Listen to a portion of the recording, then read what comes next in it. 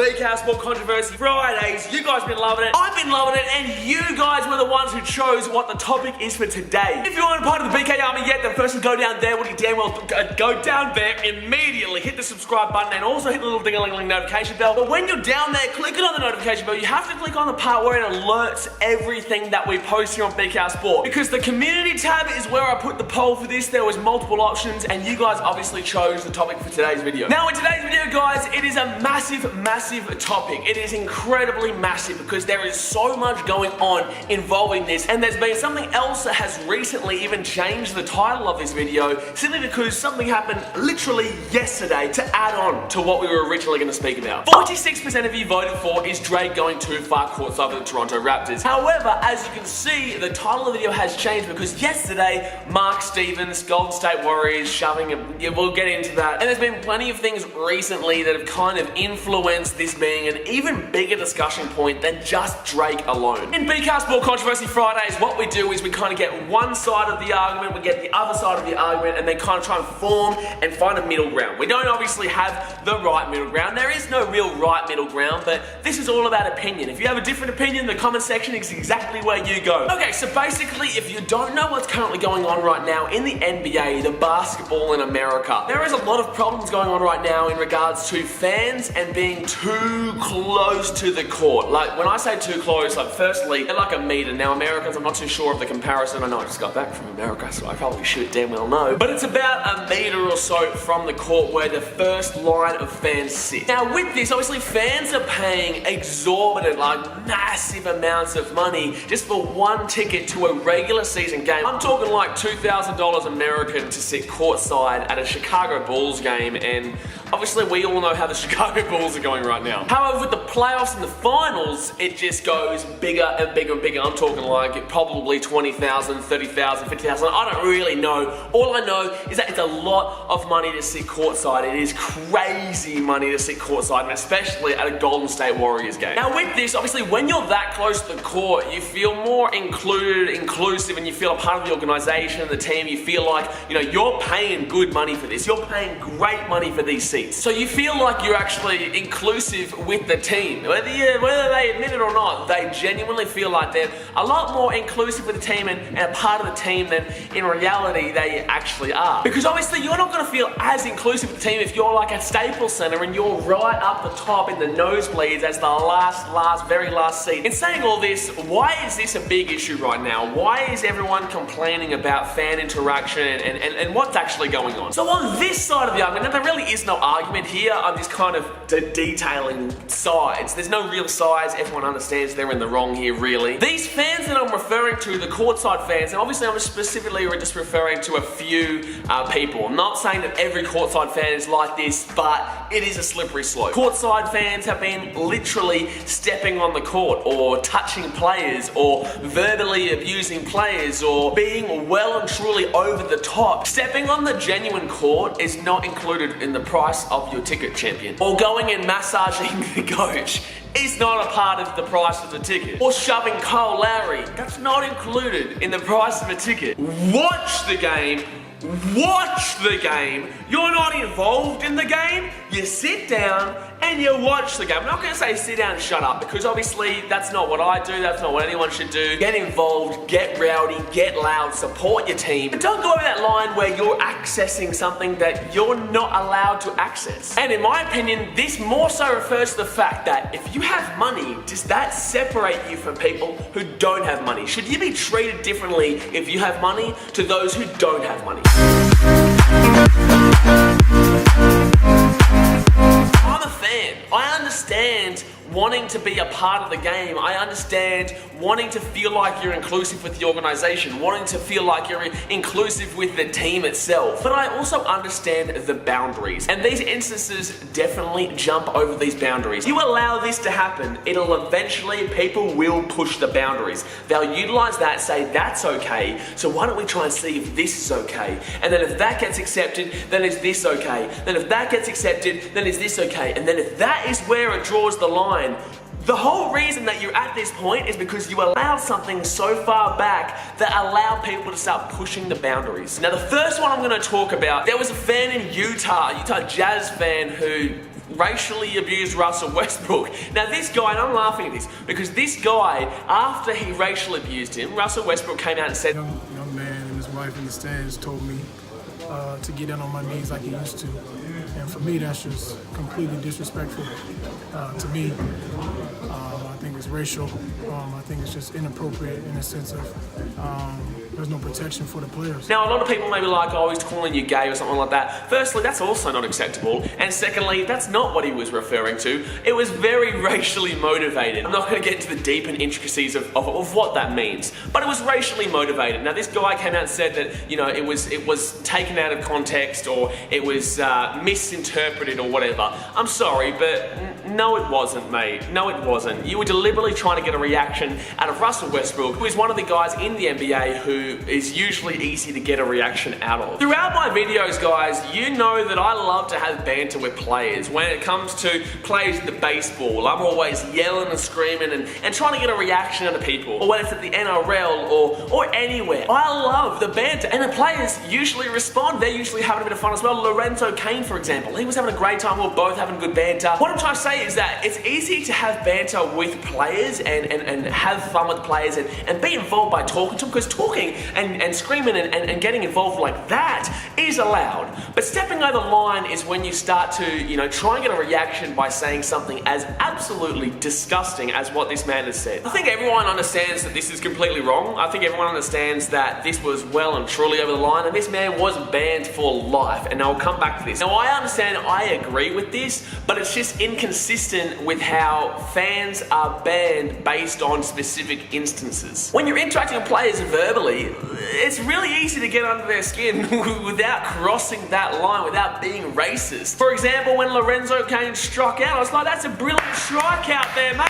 That's a brilliant strikeout, do it again. But we were having a good time. We had a laugh, and in the end, the Cubs won. And obviously, I didn't get to rip into him, but we had a good time, and we understand that that's the line. That's the line where you're just insulting about the game itself and how their performance is in the game, and that's where it stays. And that's where it stays. I'm not going to go and racially abuse the guy because I don't like him. I like this guy. I don't like James Robertson in the rugby league, but I'm not going to go being racist towards the Indigenous because that's got nothing to do with why I dislike the guy. I dislike the guy because he's an absolute muppet of a human being. But that doesn't mean that I'm going to go and step over that line, be derogatory to his culture, to his race, and just insult him for something that has nothing to do with the game itself. Hey, you James Roberts, I'll slap you, son. I won't slap you, but I hate you. Alrighty, now this instance is the most severe. We will get to Drake in a second, but this instance is the most severe, and it is not an overreaction. Yesterday, for game number 3 in Oakland between the Golden State Warriors and Toronto Raptors in the finals, there was an instance where Kyle Lowry was really trying to get the ball back in play and keep the ball in play. He was grinding, he was pushing, and that's exactly what you want to see with your team. That's exactly what you want to see with your team as a player really tries their best, not really caring about their body, and just going hard out for the team to save the ball. To the front court in a 10-point game. Swatted away. Ibaka, Lowry diving into the seats to save it. This is what Kyle Lowry was talking about, that he was pushing. You see there that fan with the left arm pushing him. The lead official, Mark Davis, coming over to us. They said they did not see it. However, the NBA is looking at it. Now, granted, the way he came into the courtside seats really would have hurt someone courtside. However, that's what happens when you're that close to the court, yeah? It's just a part of the price of the ticket. If you want to be courtside, you want to be more inclusive in the game. You want to be as close to the game as possible. Guess what? You're as close to the game as possible. So when you're purchasing that ticket, that is what you're opening yourself up to. You are opening yourself up to the fact that you may be hit from one of the players trying to get a ball back in court. Really simple. Like, it's really, really simple. You're this far away from the court. I think it could even be shorter. You're honestly nearly on the court.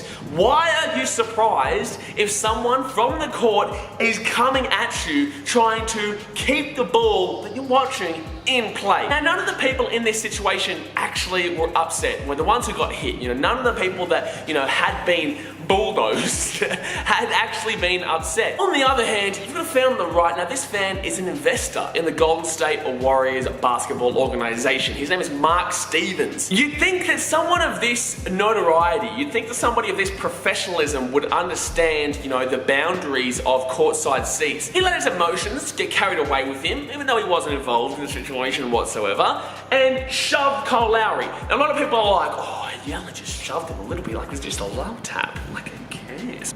No, it was just a love tap, but in the same sense, no, that's not okay. He genuinely pushed him aggressively. Now, it wasn't as so aggressive that it shoved him on the ground, which probably would have instigated something a little bit larger, but he still went out with the intent of aggression. And apparently he also told Lowry to go and utilize sexual organs with himself. So obviously when you're following up this push with an aggressive tone and an aggressive speech about how you can go and screw yourself, basically, that it wasn't done with the best intentions to literally just say, like, get off, you know? It wasn't to say to please go back onto the court. It was done in a way that, you know, your team is losing, you're upset, and you don't like this player because he's part of the reason why your team is losing. Because, like, imagine this. What if Kyle Lowry had have retaliated? What if Kyle Lowry had just gone and swung? Or what if Kyle Lowry had gone and shoved him back? There'd be people calling assault. There'd be people saying this guy's way out of line. There'd be people who'd be probably defending this guy who initiated the situation because Kyle Lowry shouldn't do that. And that's why I really appreciated when Kyle Lowry came out and said, I care about my kids more than I care about this man. That's exactly how you got to think about it. This guy isn't worth it. This guy has now been banned for 1 year and fined $500,000. Now, $500,000, look, you just can't complain about that. I know this guy's a billionaire, but in the same sense, you just can't complain about that. He also got banned for 1 year. Now, the reason why I said I'm going to bring up that instance from Denver up again is because this guy who was racially abusing a player, not physically touching them, not aggressively touching him, but racially abusing, got banned for life. He got banned for life, the rest of his life. And this irks me because this guy aggressively, actually physically put his hands on a player, pushed him, not hard, but still technically pushed him, and then also swore at him. And this guy only gets banned for 1 year. Now, is this just because he's got money? Is this, what is the difference? Why is this guy who literally physically touched and pushed a player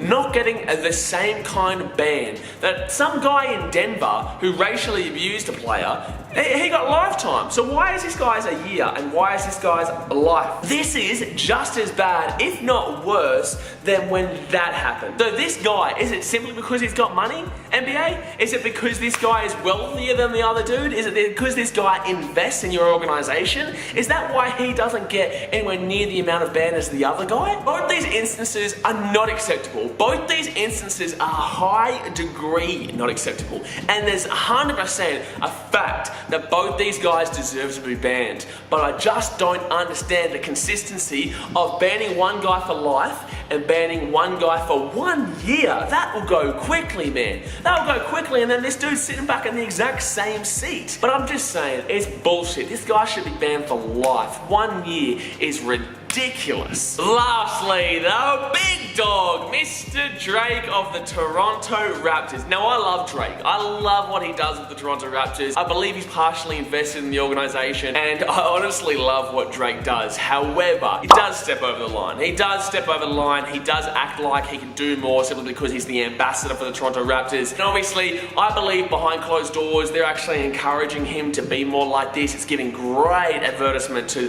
the Toronto Raptors. It is putting a lot of eyes on the organization, and it's growing the individual Canadian team as a bigger brand. It's creating a bigger brand because Drake is involved. Drake is a massive artist, one of the biggest artists in the world, and I truly believe the Toronto Raptors are encouraging this sort of behavior. But like I've been saying, you know, he's not part of the team.